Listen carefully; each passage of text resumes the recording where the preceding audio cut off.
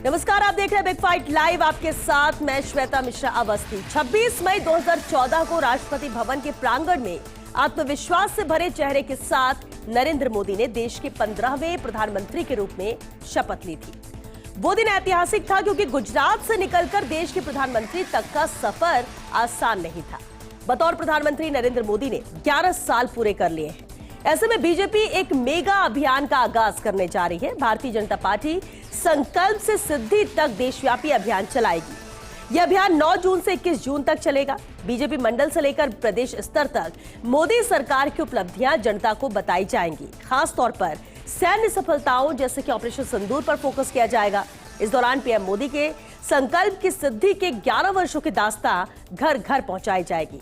राजस्थान में बीजेपी ने बड़ी तैयारी की है। आज बीजेपी दफ्तर से मुख्यमंत्री भजनलाल शर्मा और बीजेपी प्रदेश अध्यक्ष मदन राठौड़ ने अभियान का आगाज किया। आज बात संकल्प से सिद्धि तक के मुद्दे पर।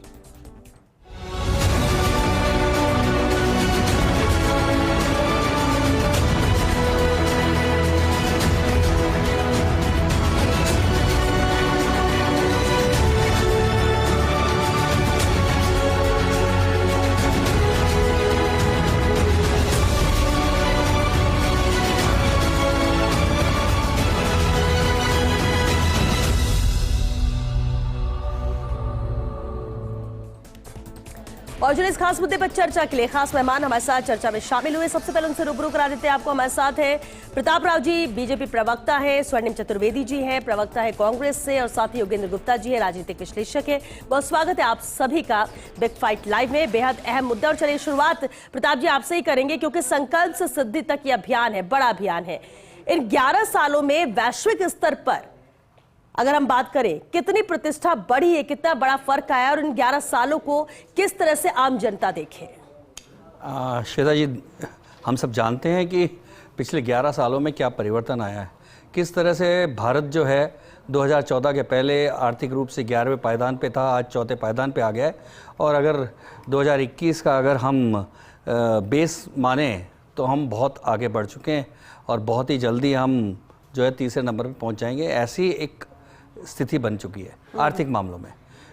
विश्व में हम किस तरह से हम देख रहे हैं कि कितने सारे देशों ने वीज़ा ऑन अराइव शुरू कर दिया, यानी कि वहाँ पहले से वीज़ा की ज़रूरत नहीं है। इतने सारे देश हो गए हैं जो भारत की बढ़ती हुई साख का एक प्रतीक है।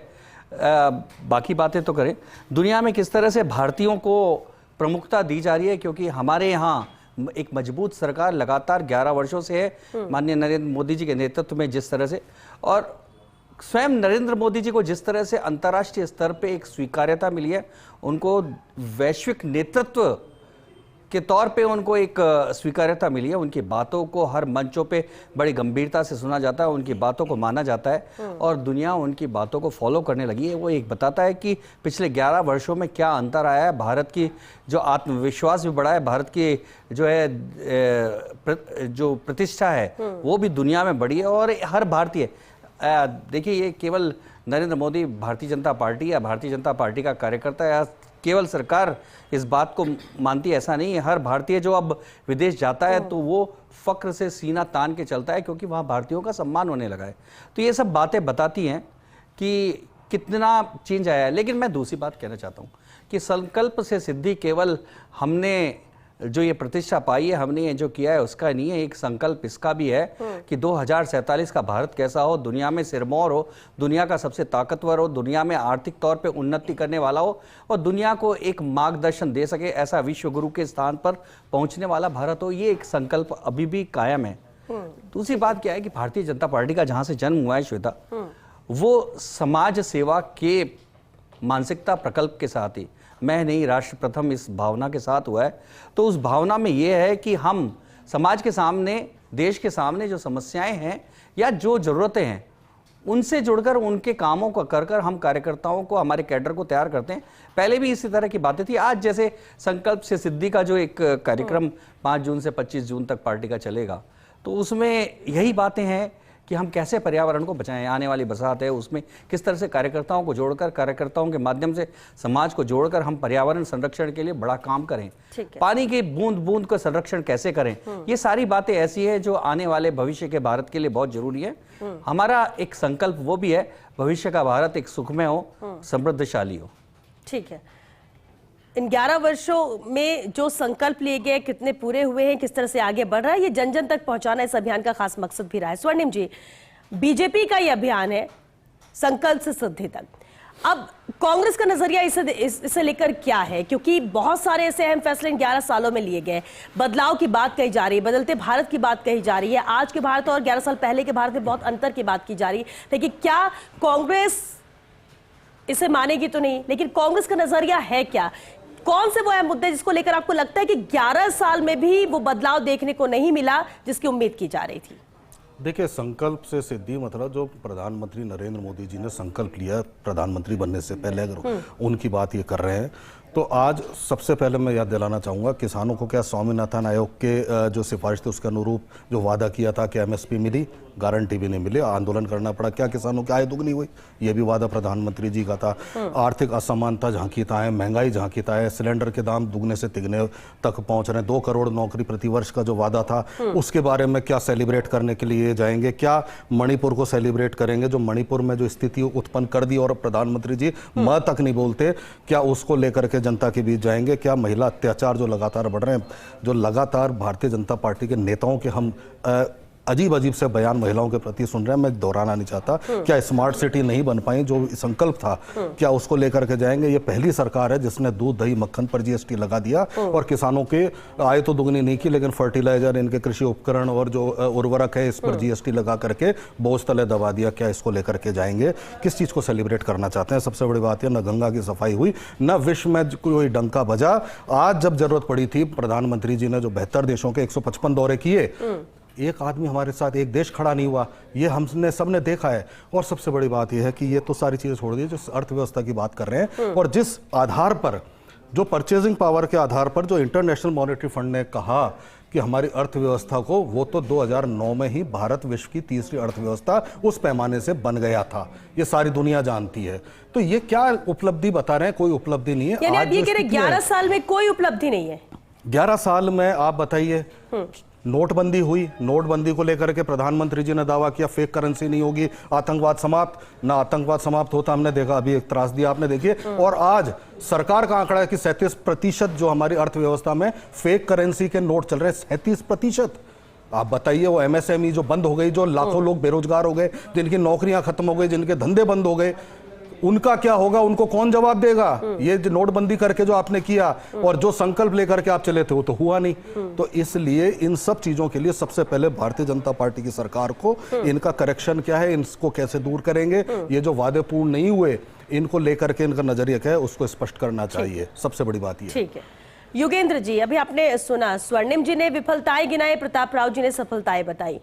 आप एनालिसिस आप बेहतर कर सकेंगे क्योंकि राजनीतिक विश्लेषक और ईमानदारी से इसका जवाब भी कि क्या वाकई में यह अभियान सरकार की सफलताओं की कहानी है या विफलताओं को छुपाने का तरीका? नहीं, देखो श्वेता, भारतीय जनता पार्टी पूर्णकालिक राजनीतिक दल है और किसी भी राजनीतिक दल के लिए केंद्र में 11 साल तक अपनी सत्ता को चलाना और सफलतापूर्वक चलाना, मजबूती के साथ चलाना और बहुमत के साथ चलाना, ये अपने आप में उपलब्धि है, इससे कोई इनकार नहीं कर सकता। और इसलिए भारतीय जनता पार्टी को पूर्ण हक है अपनी उपलब्धियों के साथ में 11 साल को जनता के सामने रखने का।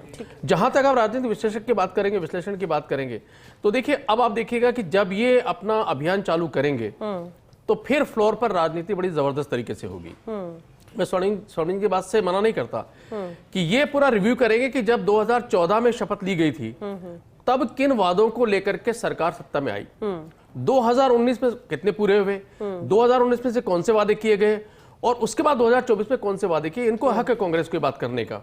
तो यहां पर राजनीति पूरी होने वाली है। लेकिन जहां तक भारतीय जनता पार्टी का सवाल है, ये जो अभियान चलेगा, ये अभियान ऐसी विषम परिस्थितियों में चलेगा जब एक तरफ ऑपरेशन सिंदूर पूरा हुआ है, उस सिंदूर की सेलिब्रेशन किया जा रहा है भारतीय जनता पार्टी की तरफ से और कांग्रेस की तरफ से, विपक्षी दलों से दुनिया भर के तमाम सवाल उठाए जा रहे हैं। तो इस अभियान के माध्यम से कई सारे सवालों का जवाब दिया जाएगा, कई सारे नैरेटिव सेट किए जाएंगे और आने वाली राजनीति में 2047 जो विकसित भारत की बात कर रही भारतीय जनता पार्टी, तो निसंदेह पूरा जो राजनीतिक नैरेटिव है इस अभियान के माध्यम से जो 1 साल चलेगा, इस पूरे नैरेटिव को बदलते हुए ये परिलक्षित किया जाएगा कि भारतीय जनता पार्टी ही 2047 तक भारत को विश्व गुरु बना सकती है और इसके अलावा देश के पास कोई ऑप्शन नहीं है। बड़ा मजेदार होगा देखना ये कि जब भारतीय जनता पार्टी जिस तरीके से अपना अभियान चलाती है, उसके साथ में कांग्रेस इसकी कैसे काट करती है, वो जो राजनीति होगी वो आपके हमारे लिए काफी इंटरेस्टिंग होगी।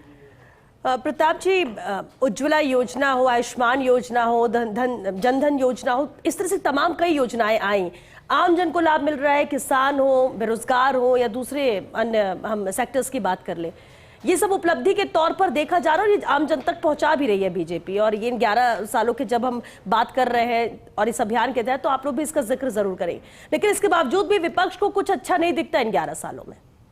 देखिए श्वेता, विपक्ष को अच्छा नहीं दिख रहा है वो हमारी चिंता का वैसे भी विषय नहीं है, क्योंकि उसका चश्मा हम उतार नहीं सकते और उसने जो चश्मा पहना है पहने रहे, हमें कोई दिक्कत नहीं है।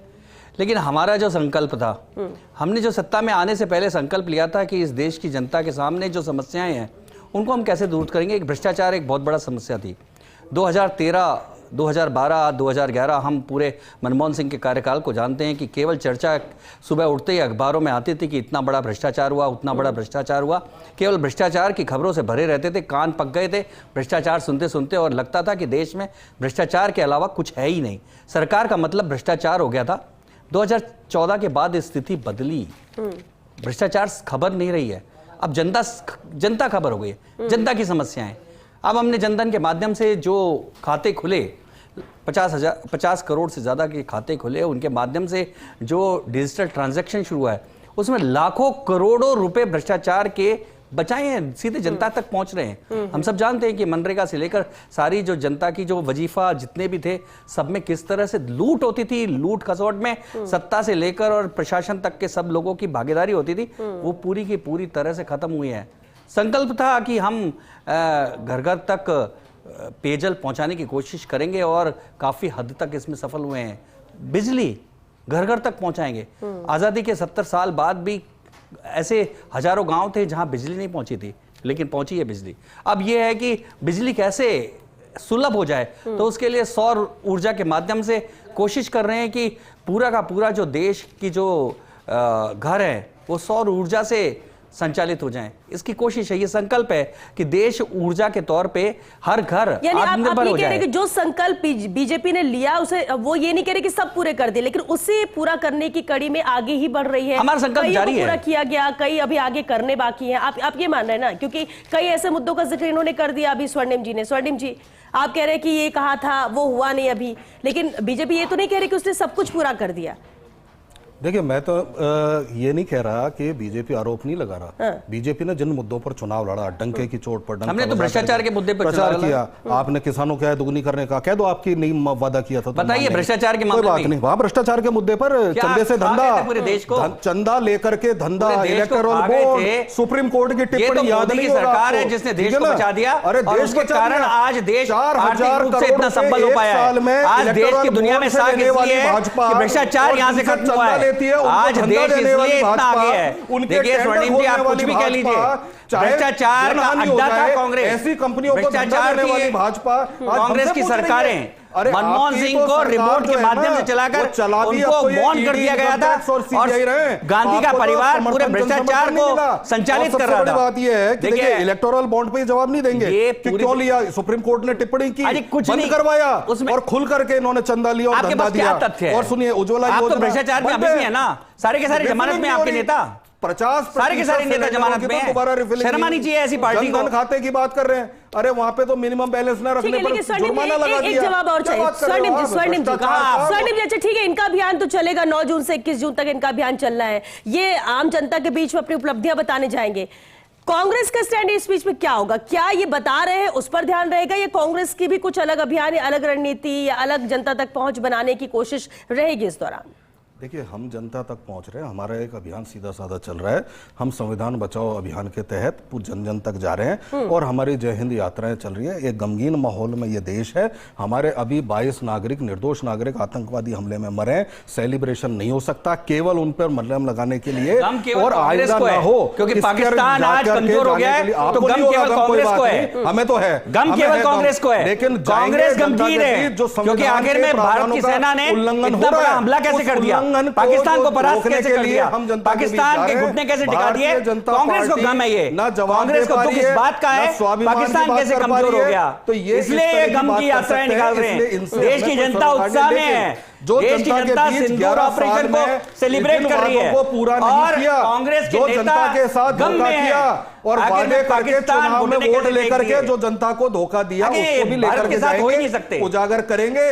ये वो लोग हैं 400 पार का नारा लगा के 240 पर ऐसे ही है, इन्हीं कारणों से आए। जो कहते हैं कि सबसे बड़ी बात यह है कि उनको भी दूर कर देते हैं जो अपने वादों की बात नहीं करेंगे, 2 करोड़ रोजगार की बात नहीं करेंगे, जो प्रतिवर्ष क्योंकि वो सरकार की तारीफ किसानों की करने बात लगे नहीं करेंगे, किसानों को खून के आंसू रुलाए 13 महीने तक सड़कों पर, उसकी बात नहीं करेंगे। इनके पास कोई जवाब नहीं है। कांग्रेस के नेता ही अब कहने लगे हैं 2047 तक करेंगे।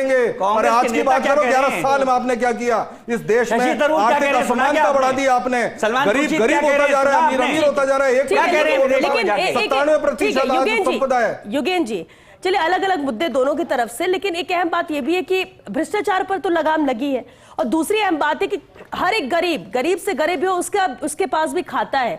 गरीब सब्जी बेचने वाला है, वो भी यूपीआई इस्तेमाल कर रहा है। ये एक उपलब्धि के तौर पर नहीं देखा जाएगा, जिसको समझ नहीं है, लगता था कि होगा कैसे, लेकिन आज हो रहा है और वो इजी पड़ रहा है लोगों को। आपको हमेशा जेब में पैसे लेके चलने की जरूरत नहीं है, फिर चाहे बड़े से बड़ा और छोटे से छोटा आदमी क्यों ना हो। नहीं, देखो श्वेता, जिन मुद्दों पर भारतीय जनता पार्टी ने उपलब्धि हासिल की है, मुझे लगता है कि कांग्रेस को भी उन मुद्दों को स्वीकार करना चाहिए, और जिन मुद्दों पर कांग्रेस घेर सकती है उन मुद्दों को उन्हें उठाना चाहिए।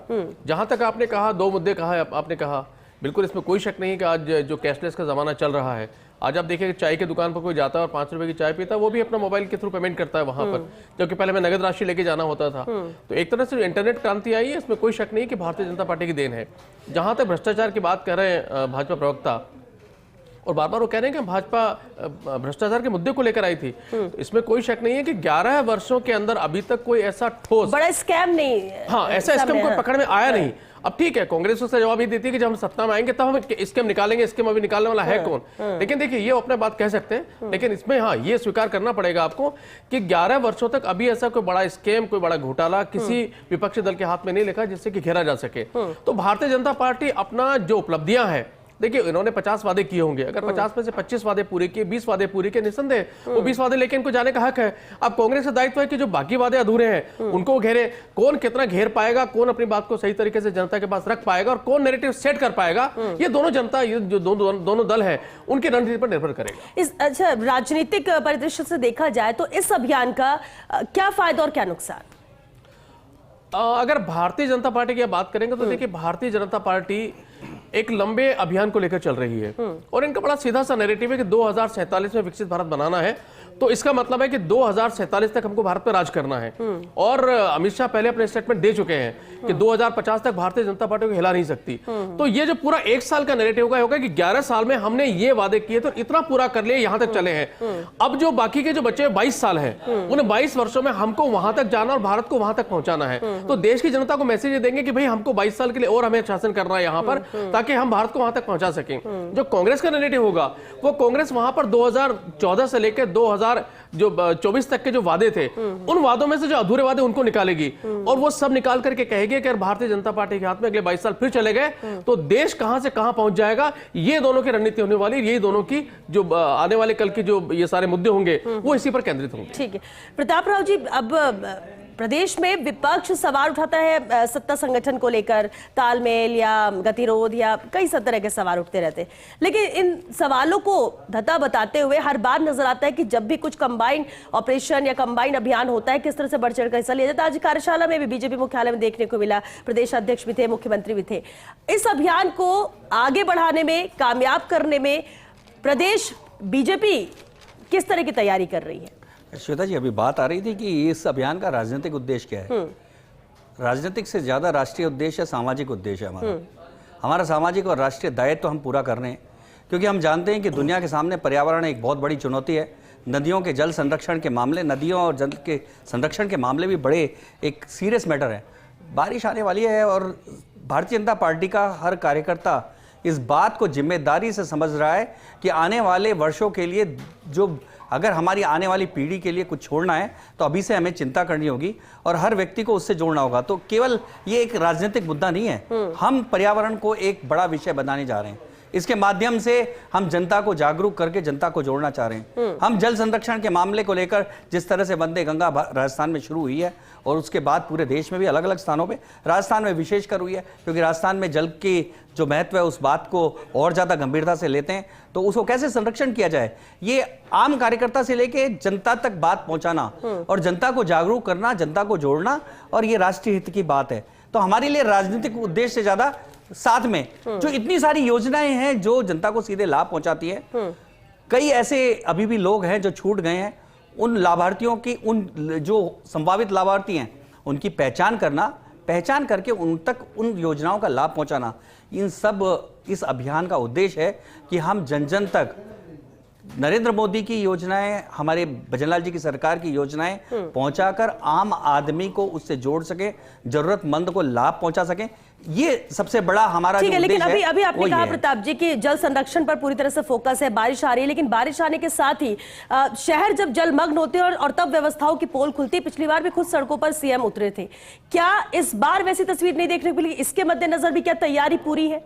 देखिए, ये निश्चित तौर पे श्वेता एक बहुत बड़ी समस्या है। अभी हमने देखा कि पहली बार बारिश हुई, चेन्नई और बेंगलोर में दिक्कत आई, तो ये निश्चित तौर पे बड़े शहरों की समस्या है। और इस पर अभी से देखिए, जयपुर के आसपास, जयपुर में विशेषकर और बाकी शहरों में भी सरकार की ओर से पहले से ही 2 महीने पहले ही सारे नालों को साफ करना, लेकिन एक लंबी योजना की जरूरत है और उस पर भी काम हो रहा है। ड्रेनेज के सिस्टम बने।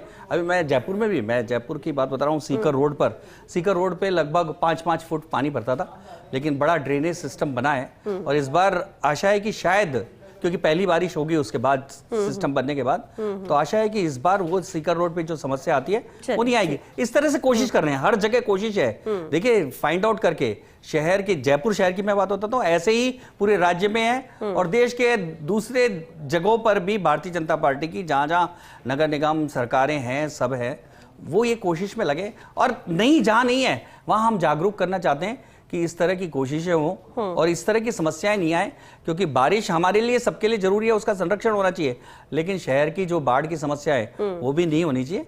इन सब पर हमको जागरूक होना चाहिए और इसके लिए भी ये जो अभियान है, इस जागरूकता के लिए भी है। स्वच्छता, सफाई अगर होगी शहर की, अगर हम स्वच्छता का ध्यान रखेंगे तो शायद नाले जाम नहीं होंगे और इस तरह की समस्याएं कम होंगी। चलिए, समस्याओं का समाधान होगा। इस अभियान के तहत कई और अहम कार्यक्रम भी होंगे, सीधे जनता से जुड़ने की कोशिश है, कई एस्पेक्ट्स हैं इस अभियान से जुड़े होकर और देशव्यापी ये अभियान भी है। लेकिन स्वर्णिम जी, इस पर क्या कहेंगे, क्योंकि वक्त भी खत्म हो रहा है, फाइनल कमेंट जरूर चाहेंगे कि कांग्रेस इस अभियान को ले कैसे रही है, आगे क्या करना? आपने कहा कि आपके तो अपने अभियान चल रहे हैं, सब चीजें हैं, लेकिन जवाब तो इसका भी देना होगा। अगर ये जो बोल रहे हैं जनता के बीच में जा रहे हैं, तो उसके लिए आप, कांग्रेस कितने प्रिपेयर है? देखिए, सरकार विपक्ष में होने के नाते तो जरूरत है। विपक्ष तो सवाल पूछेगा और ये जवाबदेह हैं जनता के प्रति, जवाब तो देने पड़ेंगे। हमने जो सवाल उठाए लगातार उठा रहे हैं और सीधी सी बात है, चाहे क्राइम बढ़ रहा हो, चाहे डंपर से हमारे जो खनन माफिया कुचल के पुलिस वालों को मार रहे हो, ये सारे सवाल है, हम भी उठा रहे हैं और बीजेपी के भी नेताओं ने उठाए। इन सब के जवाब इनको देने पड़ेंगे। आशा करेंगे कि जो भी अभियान चले उसमें इसका भी ध्यान रखें कि अब कानून व्यवस्था सुदृढ़ हो, यहाँ पे इकबाल हो पुलिस का। हमने आज ही देखा राजधानी में पुलिस वाले अरेस्ट करके ले जा रहे, 2 साथी उसको छोड़ा कर सड़क पर हंगामा कर रहे हैं। ये सब चीजें पहली बार देखने को मिली है राजस्थान में। ऐसा ये अब दूर हो और इस पर ध्यान दें तो ज्यादा अच्छा होगा अभियान। और इसका जो डंका पीटना, ये अलग चीज है, धरातल पर उतरना अलग चीज है। धरातल पे तो मैंने आपको बताया, जो प्रधानमंत्री जी के वादे थे, जिनको लेकर के उन्होंने चुनाव अभियान चलाया था, नहीं उतरे, पूरे नहीं हुए थे। आज 11 साल हो गए तो भी नहीं हुए। तो इसलिए इन सब बातों का ध्यान रखा जाए, हम अपना दायित्व निभाएंगे, लगातार घेरेंगे। योगेश जी, फाइनल कमेंट, वक्त खत्म हो गया। योगेश जी। श्वेता, मुझे लगता है कि कांग्रेस के पास एक बहुत बड़ी अपॉर्चुनिटी है।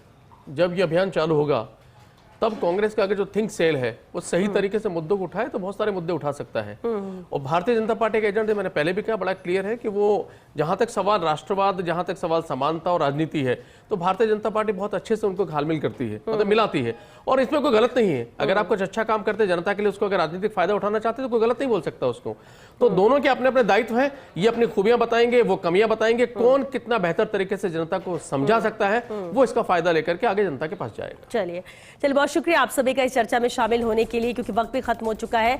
बीजेपी के, केंद्र सरकार के 11 साल बेमिसाल रहे। 11 साल में बहुत सारे अहम फैसले लिए गए। 11 साल में देश की तस्वीर को बदला है, अंतर्राष्ट्रीय स्तर पर एक अलग भारत बनकर तैयार हुआ। ये तमाम अहम बातें जिसका जिक्र केंद्र सरकार बीजेपी की तरफ से किया जाता है। और अब जो किया गया, जो फैसले किए गए, 11 सालों में जो परिवर्तन हुआ, ये अभियान कोशिश है कि उसे आम जन तक पहुंचाया जाए। संकल्प से सिद्धि तक अभियान, और इसी को लेकर तैयारियां जारी है। 9 से 21 जून तक ये अभियान चलेगा। लेकिन अहम ये हो जाता है कि इसकी सफलताएं भी लोगों को दिख रही हैं, इसकी विफलताएं भी लोगों को दिख रही हैं। अब देखना ये होगा कि आम जनता तक कौन किस नजरिए से पहुंचाने में बात कामयाब होता है, जनता इसे कैसे लेती है, कितना फायदा या नुकसान होगा, ये तो राजनीतिक तौर पर बात की जाए। लेकिन वाकई में क्या इन फैसलों को, इन योजनाओं को जनता स्वीकार कर रही है, उसके साथ जा रही है, या फिर जिन खामियों की बात विपक्ष कर रहा है उस पर फोकस है।